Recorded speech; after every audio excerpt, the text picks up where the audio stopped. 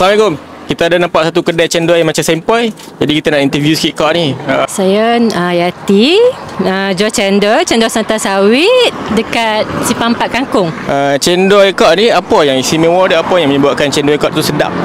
Sebab satu, saya buat sendiri cendol. Lepas tu yang kedua guna santan sawit kot. Sebab tu ramai yang suka sebab santan sawit ni lah. Saya tengok kau punya ni apa, gula? Nampak gula pekat kan? Ni gula apa ni? Yang ni ada 3 jenis gula. Gula putih, gula merah, gula hitam. Sebab tu dia punya pekat lain kan. Satu cawan 3,5. Mula pukul 11. Kalau tak ada apa-apa tu tak cuti lah. Kalau ada apa-apa hal baru saya cuti. Sampai pukul 5, pukul 6. Tengoklah kadang kalau habis awal lah. Oh betul, dia macam tak manis. Tak manis sangat. Pasal macam telan biji kelapa sawit tu. Serius.